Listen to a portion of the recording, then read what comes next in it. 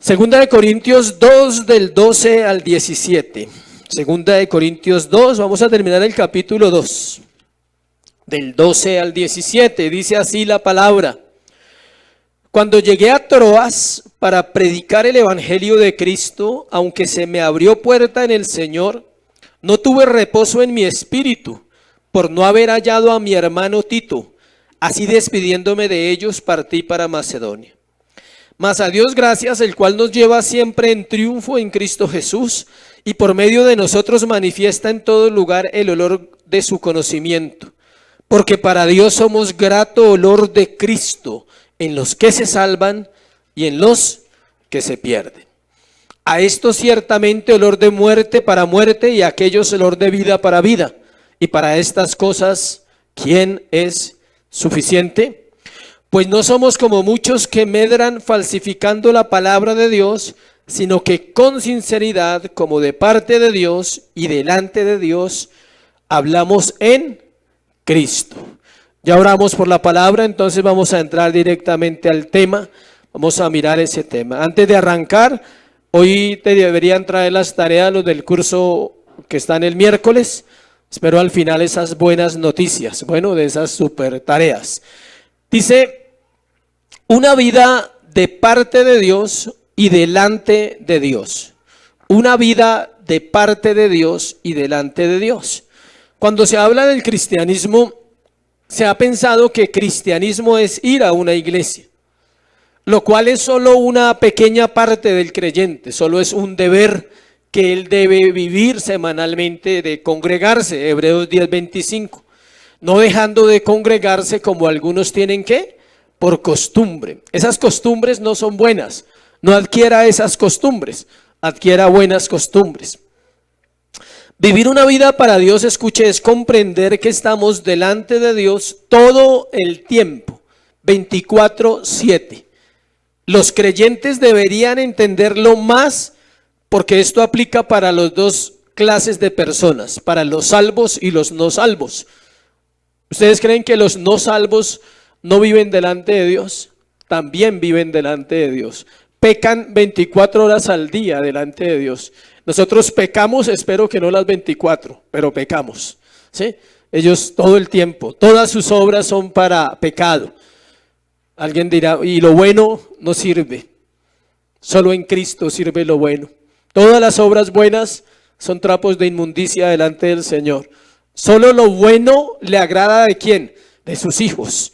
Porque vivimos de parte de Dios. Fuimos puestos en la tierra para manifestar el olor de Cristo, la fragancia de Cristo, la vida de Dios en nosotros, la vida del Espíritu que vive en un hombre o en una mujer que está viviendo constantemente, 24/7.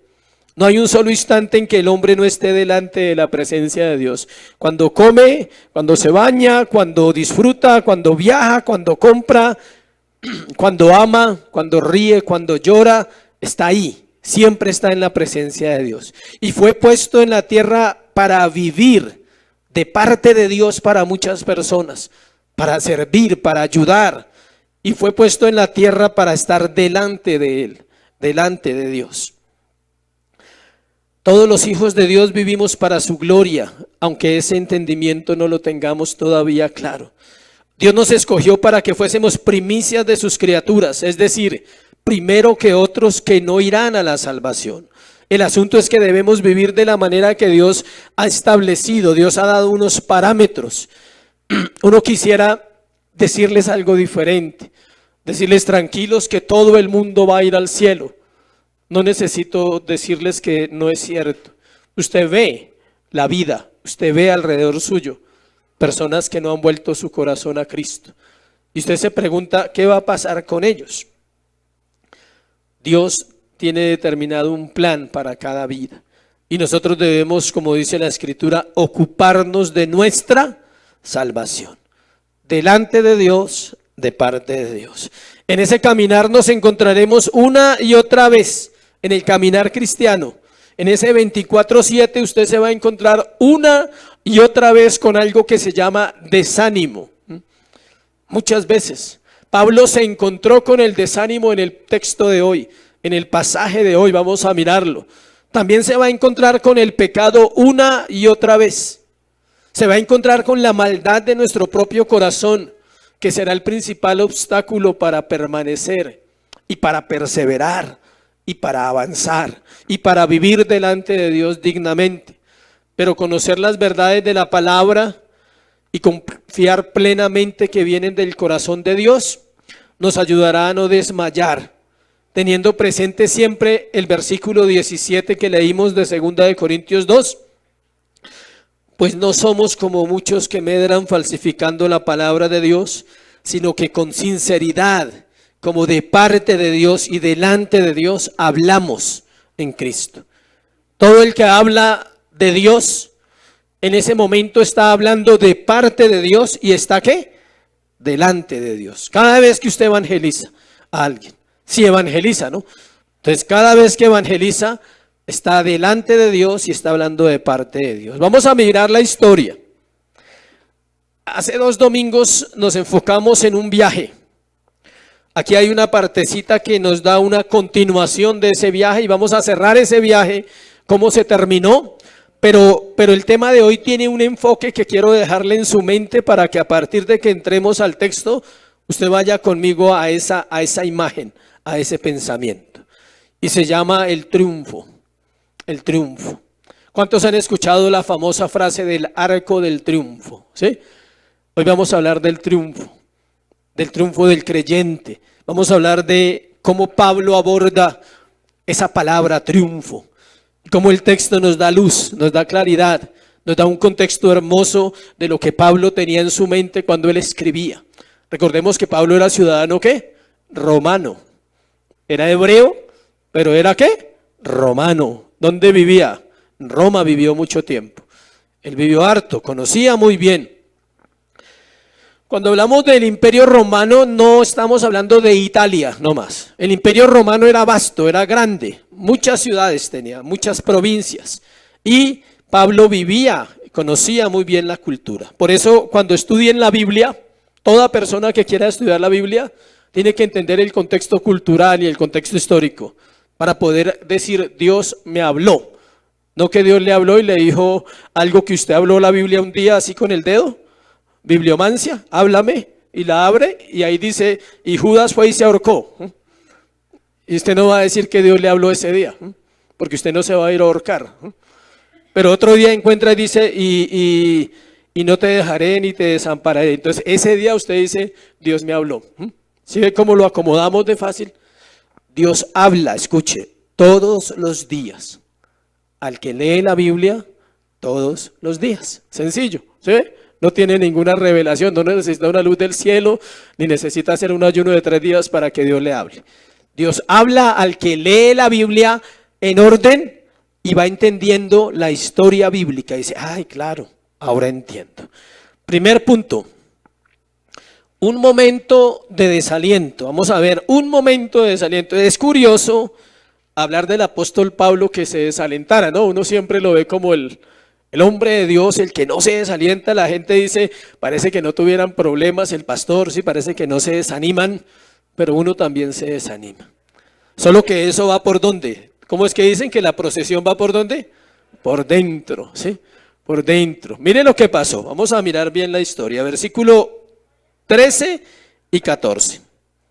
Vamos desde el 12. Cuando llegué a Troas, desde el 12, perdón, para predicar el evangelio de Cristo, aunque se me abrió puerta en el Señor.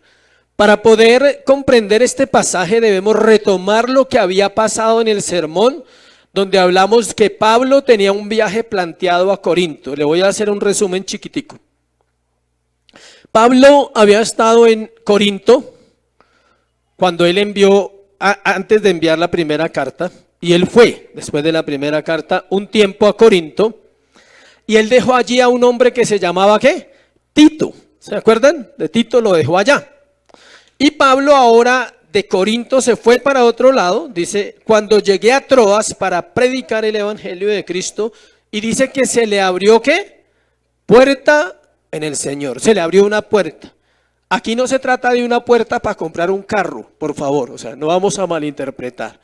Una puerta ministerial, una puerta para el evangelio. La gente ora, Dios abre puertas, pero no para ganar almas. Siempre quiere que se le abran puertas comerciales, puertas familiares, puertas personales. Pero ninguno dice, Señor, abre puertas para que el evangelio se predique, para que el evangelio se extienda. Es en ese contexto en que Pablo está diciendo que se le abrió, ¿qué? Una puerta. Dice que llegó a un lugar llamado Troas. Troas es la ciudad de Troas, se llama. Estaba situada a 16 kilómetros al sur de la antigua ciudad de Troya, la famosa película de Troya, en el extremo noreste de Asia Menor, lo que se conoce como Turquía hoy en día, para que usted se ubique geográficamente. Durante el siglo IV a.C., después de la muerte de Alejandro el Grande, Antígono o Epífanes es otro nombre, fundó la ciudad y la llamó Antigonia Troas. Más tarde le cambió el nombre por el de Alejandro Troas. Después de que los romanos conquistaron Asia Menor, la ciudad se convirtió en colonia romana con los mismos privilegios que las demás colonias como Filipo, Corinto, Tesalónica. Les tengo que dar un contexto de la ciudad porque tenemos que saber dónde está Pablo. Y Dios abrió una ¿qué? Puerta para predicar. El verso 12 lo dice claramente que la puerta se abrió. Pero mire lo que pasa en el versículo 13. No tuve reposo en mi espíritu. Note la contradicción. Se abre una puerta para predicar el evangelio, pero Pablo no tiene reposo. Entonces, ¿qué está pasando en la vida del apóstol? ¿Qué está sucediendo en el corazón de él? Es sencillo, hay una gran preocupación porque, ahí lo dice, por no haber hallado ¿a quién? A mi hermano Tito, así despidiéndome de ellos partí a Macedonia. Pablo había quedado de encontrarse con el discípulo llamado Tito, ¿dónde? Allá, en Troas. Tito no llegó. Los estudiosos dicen que a él no le preocupaba tanto Tito, sino el informe que él le traía ¿de quién? De los corintios. Porque él amaba a esa iglesia. Nadie se explica por qué él amaba tanto si era la iglesia que más lo hizo sufrir. Debe ser por eso. Porque el amor es ¿qué? Sufrido. Debe ser por eso que él amaba tanto a esa iglesia. Los estudiosos dicen que nunca en la Biblia se encuentra a Pablo tan preocupado por una iglesia como la iglesia ¿de qué? De Corinto.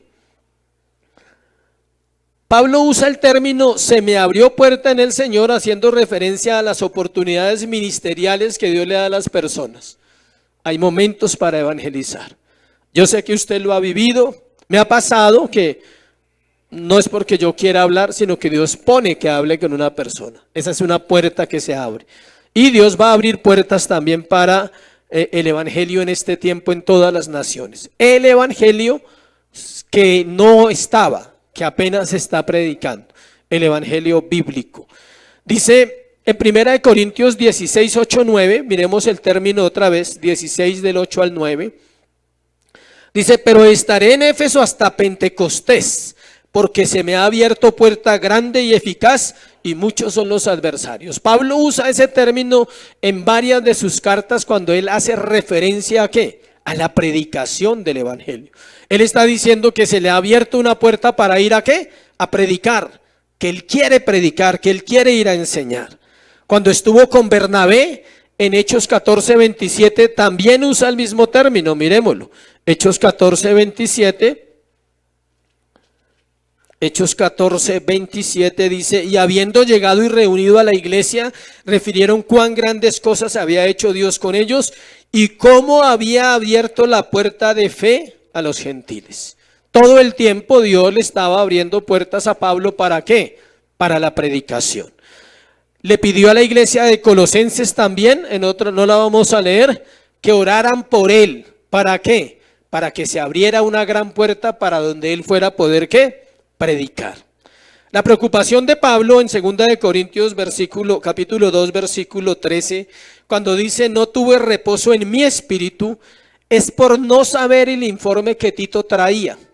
Tito traía un informe de la situación en Corinto.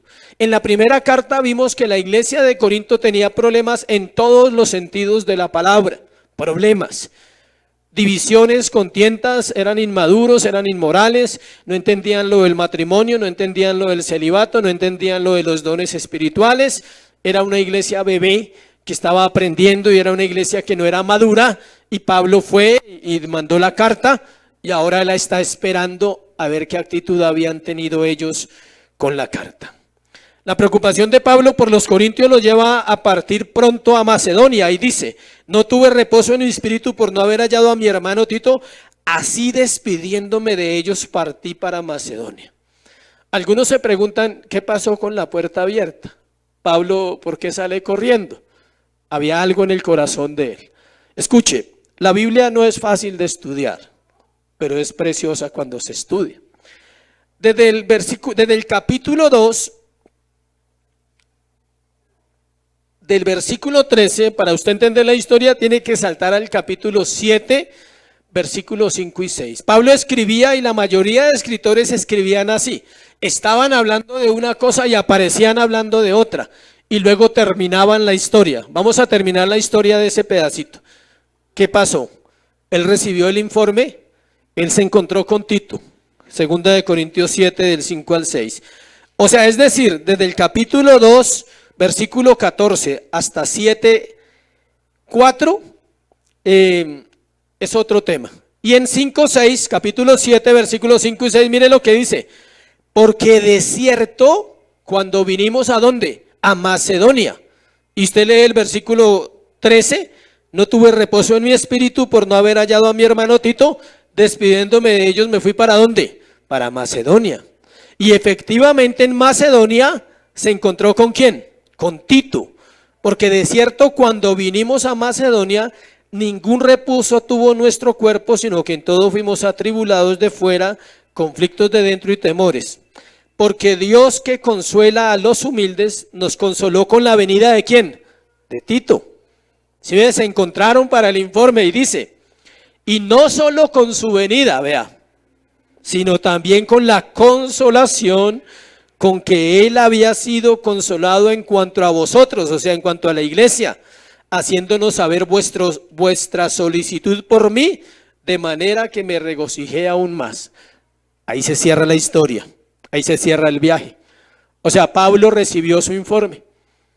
No lo narra seguido y no se entiende por qué, pero concuerda los versículos 5, 6 y 7 del capítulo 7 con el capítulo 2. Ahora vamos a ver qué pasó después de que él dice en el versículo 7 de capítulo 7, me regocijé ¿qué? Aún más.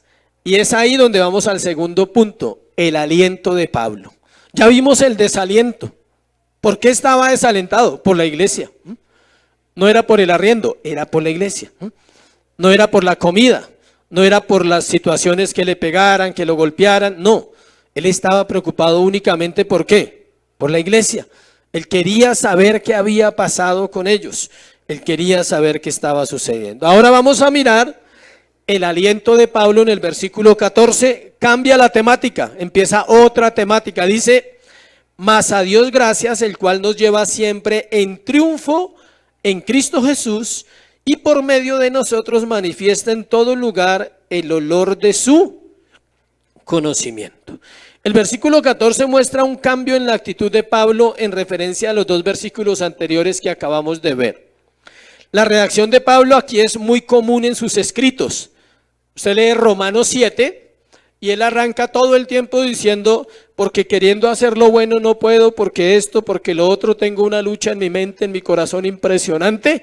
Y al final en el versículo 25 de Romanos 7 dice, pero gracias sean dadas a Dios, ¿por quién?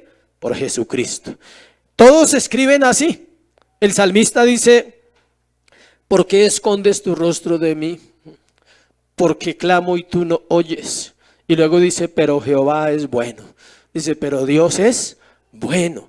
Esa actitud es normal en un creyente. Él debe pasar de un desánimo, de un momento difícil, a entender que su Señor sigue en el mismo lugar, que Dios está donde siempre ha estado. ¿Dónde está? En su trono sentado.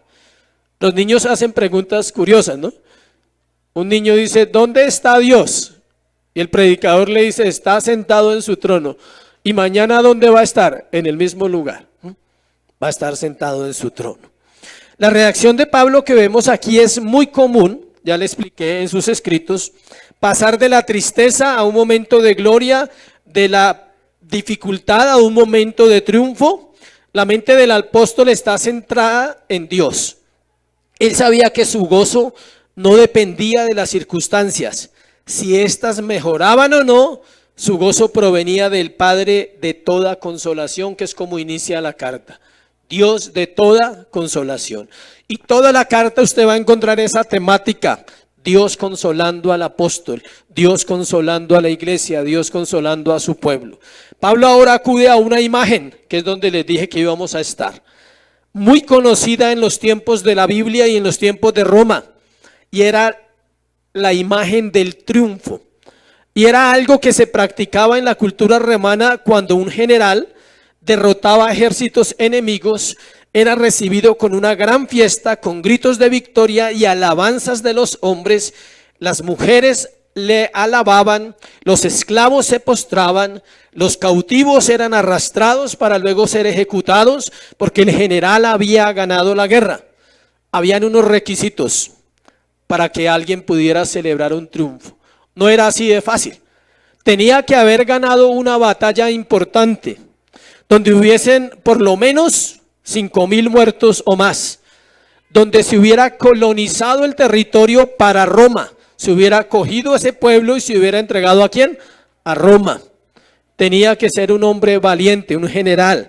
Tenía que haber estado al frente de la batalla, no dando órdenes, sino al frente de la batalla. Tenía que llevar un botín para el gobierno, para Roma, y tenía que entregar ¿qué? Prisioneros de guerra.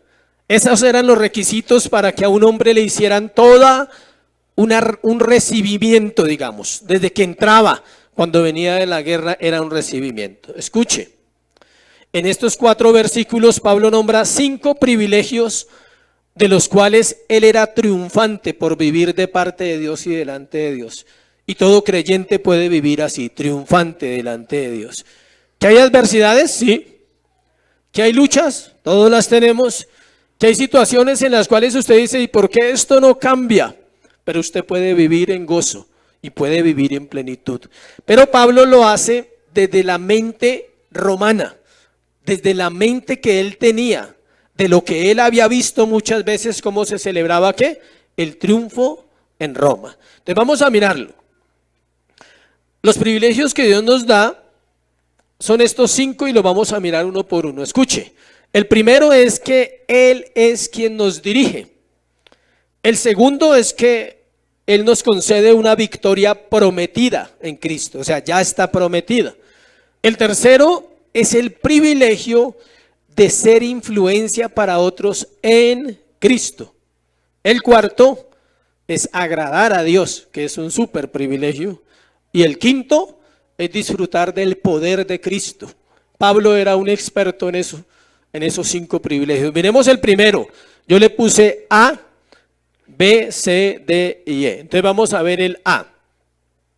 Agradecimiento por ser dirigido por Dios, versículo 14, parte A. Él dice, mas a Dios gracias, el cual nos lleva siempre en triunfo en Cristo Jesús. Mas a Dios gracias, el cual ¿qué? Nos lleva. Esa es la palabra clave en ese punto. ¿Quién nos lleva? Dios. Reconocer la dirección soberana de Dios es fundamental para el gozo de un siervo o de una sierva, de una mujer o de un hombre creyente. Es vital en nuestra vida.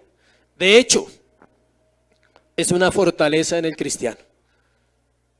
¿Quiere conocer un cristiano fortalecido? Él comprende muy bien la soberanía de Dios. Él no discute con las situaciones. Él no está cuestionando a Dios, preguntándole, ¿y por qué mueren los buenos? ¿Alguien sabe por qué mueren los buenos? Nadie sabe porque no hay ninguno bueno. No hay respuesta. No hay buenos. Todos somos pecadores, no hay justo ni aun uno. Entonces cuando usted dice, cuando alguien le pregunte, oiga, ¿y por qué Dios mata a los buenos? No, es que ninguno es bueno, no se preocupe. Entonces ahí ya la respuesta está. Dios lleva siempre a los creyentes a través de toda circunstancia de la vida. Escuche, Dios lleva a los creyentes a las circunstancias. Algunas porque Dios las ha planeado así, otras porque nosotros no las buscamos. Pero sea como sea, cualquiera de las dos, somos llevados ¿por quién? Por Dios. O sea, usted nunca está solo. Pablo inicia la frase del versículo, mas a Dios, gracias. El agradecimiento abre puertas. Dios provee oportunidades de servicio a aquellos que le agradecen constantemente por la vida y por todo lo que vivimos. Una virtud del cristiano es el agradecimiento. De hecho, toda oración debe iniciarse así, dando gracias a Dios. ¿Por qué? Porque la Biblia dice, entrad por sus puertas con acción de gracias. Una acción, algo, un verbo, un actuar, algo que yo le digo, Señor, gracias. Pero resulta que usted tuvo un día difícil ayer y hoy dice, pero ¿por qué le voy a dar gracias? Por todo. Si no, lea Tesalonicenses. Primera de Tesalonicenses capítulo 5 al final dice, dad gracias a Dios y da el motivo, porque esa es su voluntad.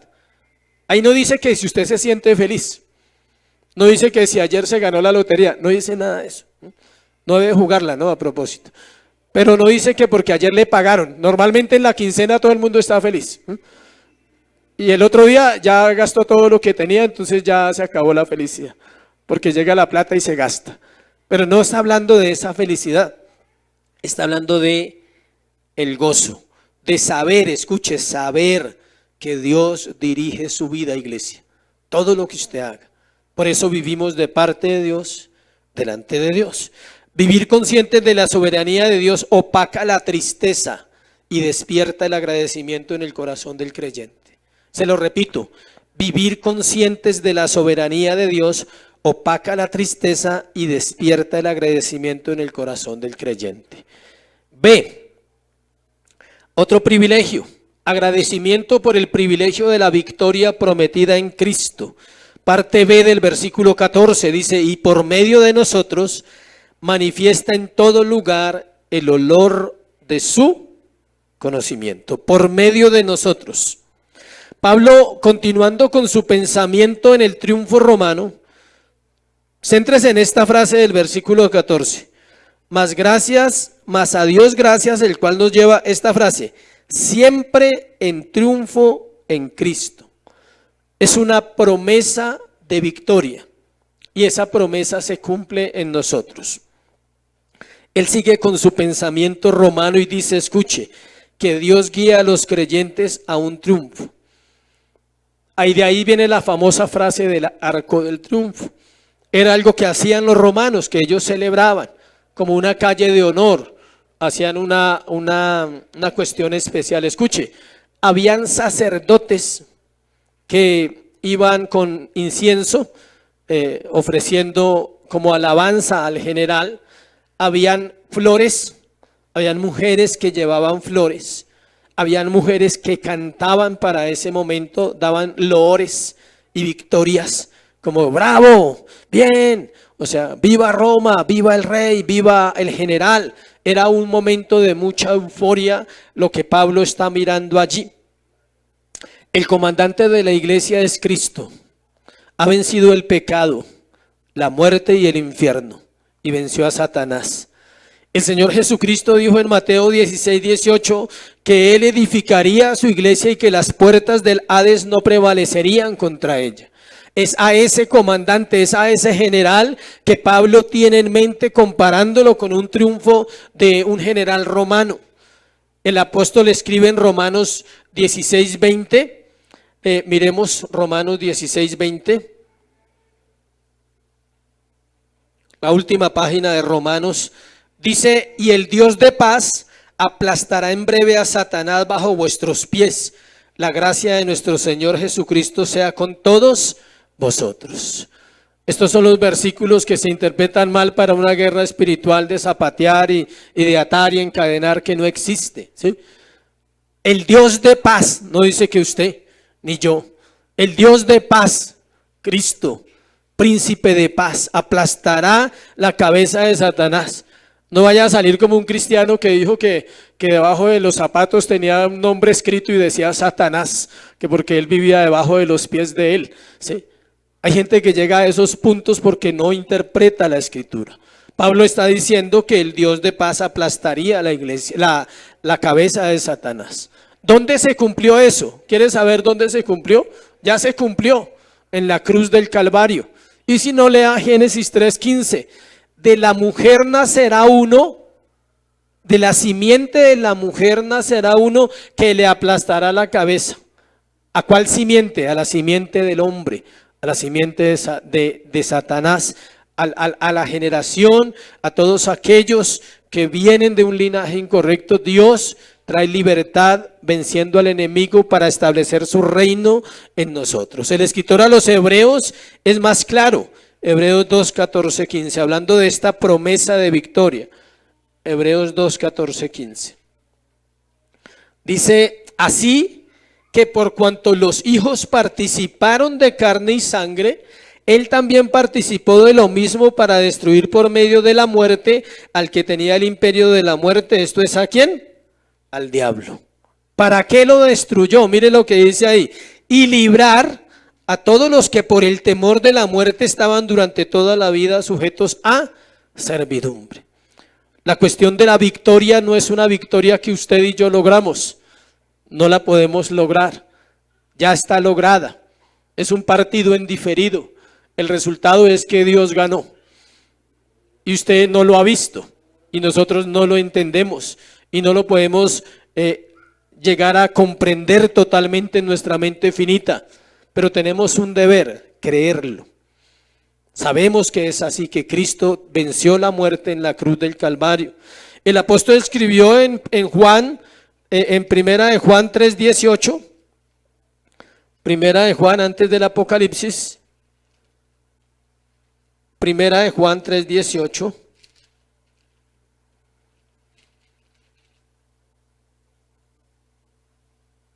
No, perdón, en Juan 3:18.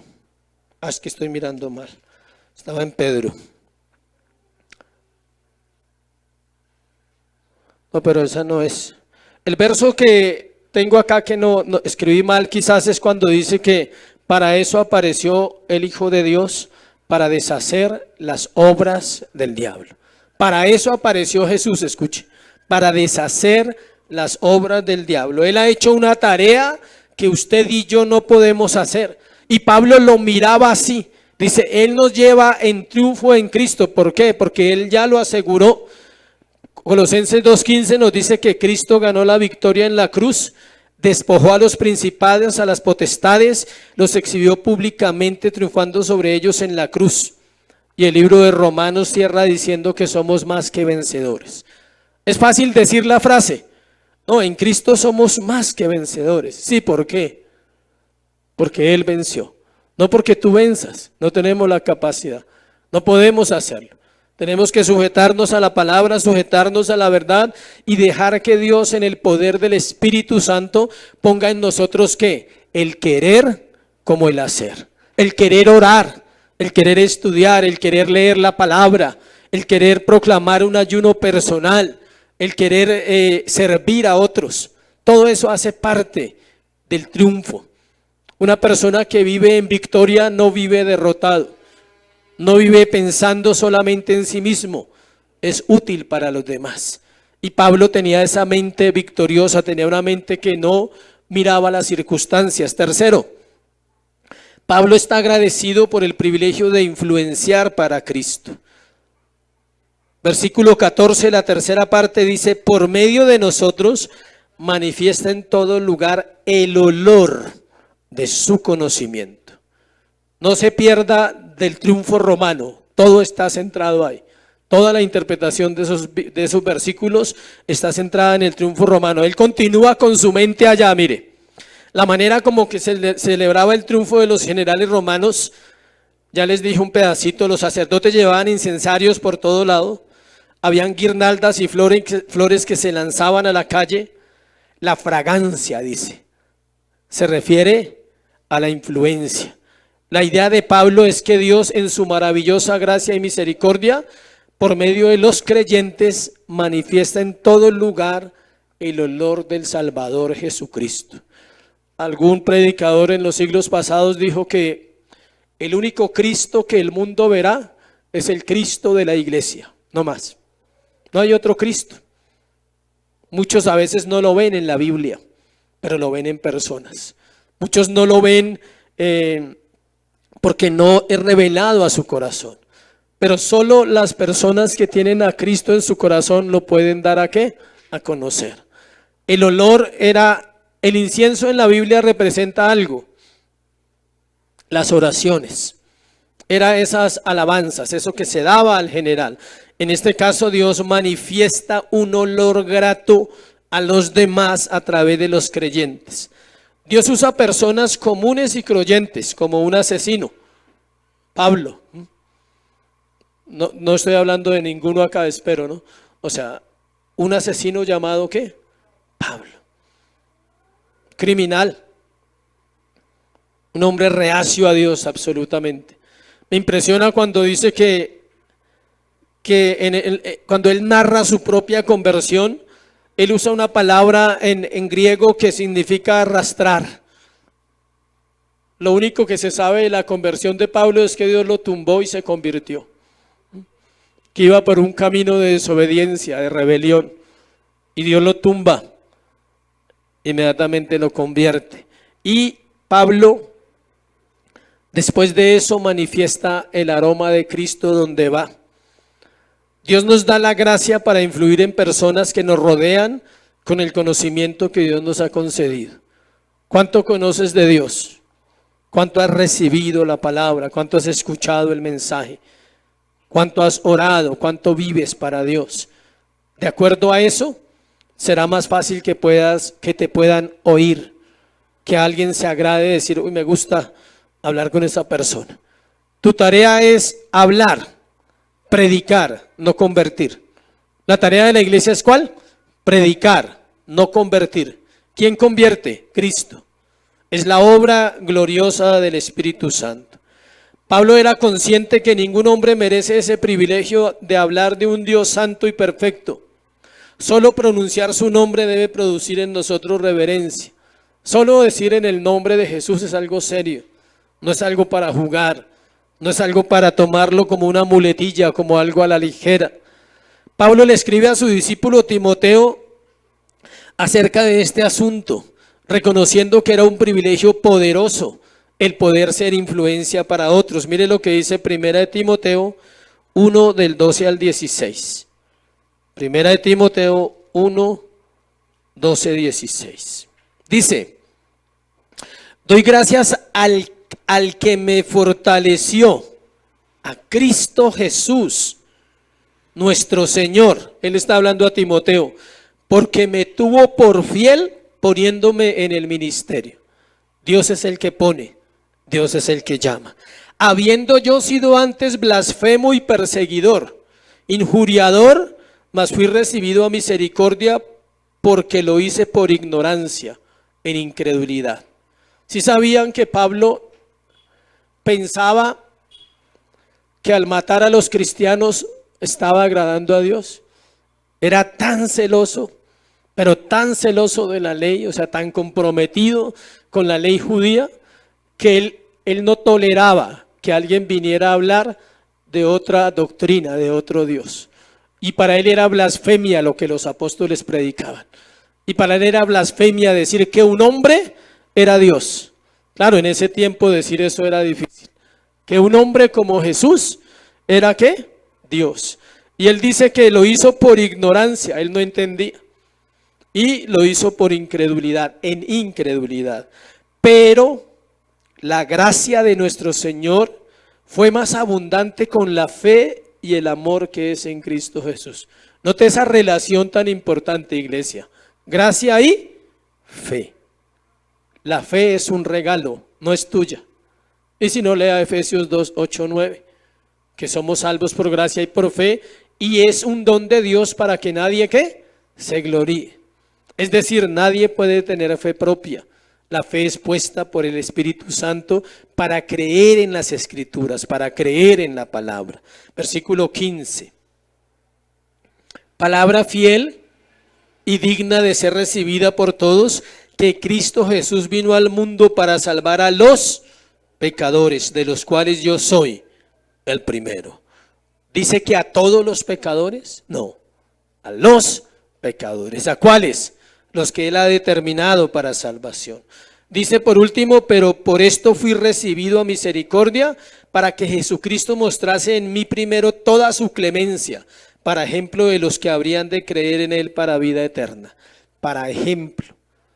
Eso es el privilegio, ser ¿qué? Ejemplo, ser una influencia para las demás vidas. Ningún creyente debería tomar a la ligera el privilegio de compartir el evangelio. Ningún creyente debería tomar a la ligera la oportunidad de hablarle a alguien de la salvación. Eso demuestra que realmente una persona es salva. ¿Por qué? Porque alguien que no tiene a Cristo no puede compartirlo, solo el que lo tiene. Y el que lo tiene la certeza, dice, yo sé que tú moras, vives en mi corazón, por eso lo puedo compartir. Pablo estaba agradecido por el privilegio de agradar a Dios en Cristo. O sea, no solo influenciaba, sino que él procuraba agradar a Dios. Versículo 15 y 16 del texto donde estamos. Porque para Dios somos grato olor de Cristo en los que se salvan y en los que se pierden. A esto ciertamente olor de muerte para muerte, y a aquellos olor de vida para vida, y para estas cosas, ¿quién es suficiente? El desfile del triunfo romano, seguimos ahí. Su mente sigue enfocada. El emperador, escuche, se sentaba en su trono en el Capitolio y olía el aroma fragante de los perfumes, de los inciensos y de las flores cuando llegaba al final del desfile. La principal audiencia de aquel que comparte el evangelio es Dios mismo. Es Dios quien está oliendo mis palabras, mis acciones, mis actitudes. Dios se deleita en el olor grato que está rindiendo en ese momento. El emperador era una figura de Dios en Roma. Los emperadores como César, Augusto, ellos decían que eran ¿quién? Dios, hombres dioses. Por eso era tan fuerte la persecución contra el cristianismo. Dios se deleita en el olor grato que está rindiendo el que está en triunfo. En este caso, el emperador se deleitaba con el triunfo de su general.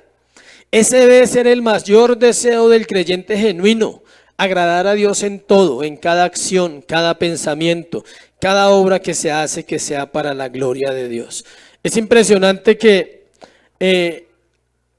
había dos olores, ahí dice, olor de vida y olor de ¿qué? De muerte. Escuche, mientras unos celebraban la fiesta de la victoria, habían otros que habían sido tomados cautivos por el ejército romano y ellos iban a ser ¿qué? Sacrificados, iban a morir.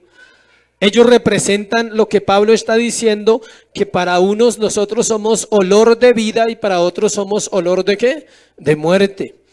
Todo el que rechaza el evangelio choca con la palabra. Religiosos, lambeladrillos, fanáticos, y cualquier otra cantidad de palabras, y ellos son los que es olor ¿para qué? Para muerte. Pablo no buscaba agradar a nadie, Pablo agradaba a Dios, y él sabía que esa forma de agradar a Dios era la única que lo mantendría vivo y lo mantendría en comunión. La predicación de Pablo y la predicación actual tienen dos efectos en los oyentes, no ha cambiado, es la misma. Tienen dos efectos. Por un lado, produce vida en los que se salvan, en los que reciben el mensaje y anhelan que su corazón sea agradable a Dios, olor grato, olor fragante. Por otro lado, va a producir muerte en los que se pierden. El triunfo romano, tanto los vencedores eran honrados y recibían parte del botín, y los derrotados serían ejecutados públicamente como un trofeo de la victoria. Ambos olían el incienso. Unos lo olían para vivir y otros lo olían para morir. Las flores, ¿no? Para unos el evangelio es vida eterna, para otros es condenación eterna. Se cumple la escritura de Isaías 55:11. ¿Qué dice? que así será mi palabra, que no volverá a mí vacía, sino que hará aquello para lo cual yo la envié. ¿Para qué la envió? Para salvar, para sanar, para restaurar, para dar vida. Pero también es una espada que corta, dice. Es un martillo que quebranta, es un fuego que quema. Eso dice la Biblia de la Escritura. La Biblia dice que la Escritura es con la cual Dios va a juzgar el día del juicio, Cristo. El juicio no lo va a hacer el Padre, lo va a hacer ¿quién? Cristo. ¿Y cómo lo va a hacer? A través de la palabra viviente. Él es la palabra viviente. Jesús no habló una verdad, Él es la verdad. Él no dijo que había una verdad y que teníamos que seguirla. Él dijo, yo soy la verdad. Y todo el que cree en mí, aunque esté muerto, ¿qué? Vivirá, dijo Él. ¿Vivirá por qué? Por el poder de la Biblia, por el poder de la palabra. Pero la Biblia en sí sola no tiene el poder de salvar. La Biblia salva porque fue escrita ¿por quién? Por el Espíritu Santo. Salva cuando está llena de poder, llena de vida, llena de un corazón amante de Dios, llena de un corazón que anhela conocerle cada día. A Dios le agrada manifestar su amor y misericordia en aquellos que serán salvos, pero tiene que ejecutar su justicia, o si no, no sería Dios. Sus atributos completos. Si quiere una imagen de eso, se la puedo referenciar en un padre, que si no ejecuta las dos partes, entonces malcría a los hijos. Tiene que ejecutar las dos partes porque fuimos creados a imagen y semejanza de Dios. Entonces tenemos un carácter donde podemos otorgar a nuestros hijos gracia y misericordia también. Pero también tenemos que ser justos y corregir cuando sea el tiempo y decir la palabra exacta en el momento exacto cuando el hijo lo necesita. Confrontar el pecado no destruye a nadie, no daña el corazón de nadie. Ayuda, salva. Si ve, la gente dice, pero ¿por qué Dios tenía que ser así? Es justo. Alguien me preguntaba si el juicio de Dios es igual para todos los seres humanos. Le dije, no puede ser igual, sería injusto. ¿Cómo van a juzgar a un niño de 3 años que murió y está esperando el juicio como a juzgar a un asesino de 50, 60 años? ¿Cómo van a ser iguales los juicios? No se puede. Porque Dios, nuestro Dios es ¿qué? Justo. Pero la buena noticia, ¿cuál es, iglesia? Que ya se hizo justicia por su iglesia. Ya hubo salvación en la cruz del Calvario para ti y para mí. La oferta está abierta, se llama el Evangelio. Venid a mí todos los que estáis trabajados y cargados, y yo os haré descansar. Llevad mi yugo que es suave y ligera mi carga, dice, y aprended de mí que soy manso y humilde. Todos los domingos Cristo tiene una oferta para la iglesia. Él dice, vengan a mí y síganme. Vengan a mí y conózcanme. Vengan a mí, arrepiéntanse y tengan fe que yo soy Dios y vivirán. Todos los domingos llama a su pueblo en todas las naciones de la tierra. Y vendrán, dice, y serán suyos aquellos que Él ha determinado.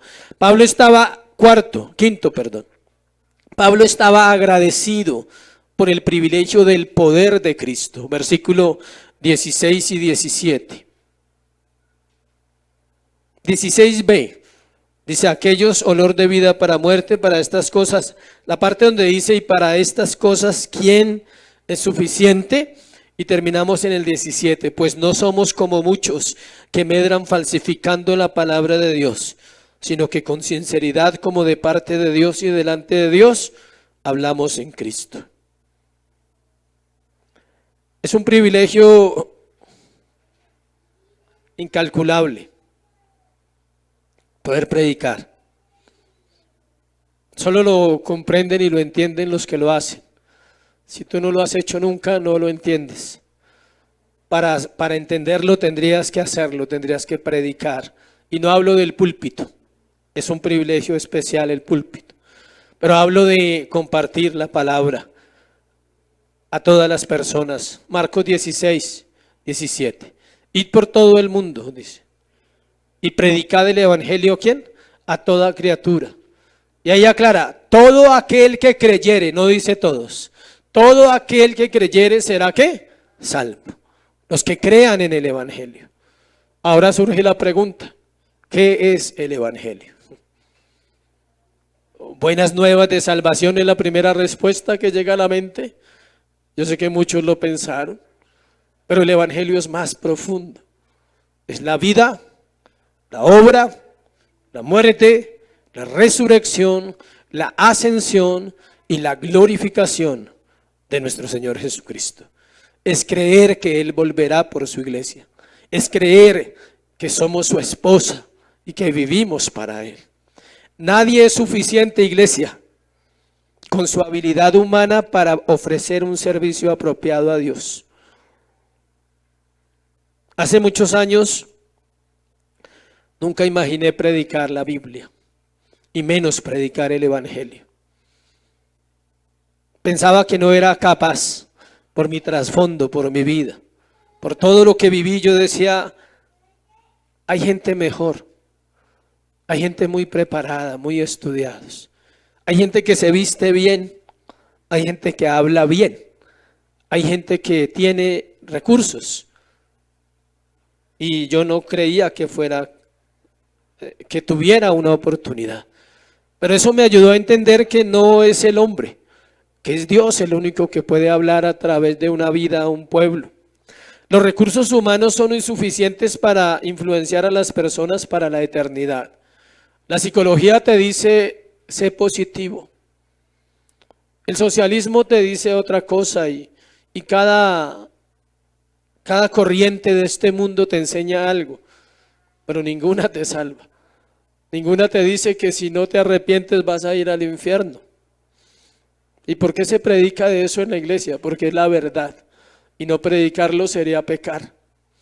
Las iglesias que no predican el llamado al arrepentimiento y la fe no podrían ser iglesias, porque la fe está basada en eso. La vida cristiana está basada en un Dios que salva, en un Dios que llama, en un Dios que traslada de la oscuridad a la luz. Si alguien reconocía su incapacidad era Pablo. Mírenlo ahí en capítulo 3, versículo 5 de la carta de Corintios. Él era consciente. Dice, no que seamos competentes por nosotros mismos para pensar algo como de nosotros mismos, sino que nuestra competencia proviene de Dios. No hay nada útil en nosotros. Lo único bueno se llama Cristo, su amor, su gracia, su perdón. Las falsas enseñanzas, dice Pablo ahí, no somos como muchos que medran falsificando la palabra de Dios, dice, y usa otra vez la palabra que ya hemos estudiado, sinceridad, sino ¿con qué? Con sinceridad. Las falsas enseñanzas carecen del poder para transformar vidas, entretienen. Dios te va a prosperar y Dios te va a bendecir, sí, pero enséñale qué es la prosperidad verdadera, enséñale qué es la bendición. Si ves, son verdades a medias. Dios va a prosperar y Dios va a bendecir, sí, la Biblia lo dice, pero no a la manera como las iglesias lo enseñan, no a la manera cambiando dinero por una bendición, no a la manera de ritos, no a la manera de talismanes, no a la manera de cosas que tenemos que hacer para que Él lo haga, no, es a la manera de Él. Él prospera tu alma, te da vida en Cristo, para que puedas ver y entender el mundo en que vivimos. Él te bendice, ¿por qué? Porque Él es bendición, porque Él vive en nuestros corazones. Solo la palabra no adulterada es poderosa. Ella penetra, dice, al espíritu, al alma, lo parte, separa la carne del espíritu y conmueve el corazón del pecador para que él venga a Cristo. Es la palabra del Espíritu Santo quien toma las palabras del predicador o del que está hablando y las hace vida en el creyente. La palabra que usa Pablo ahí, medran, dice pues no somos como muchos que medran.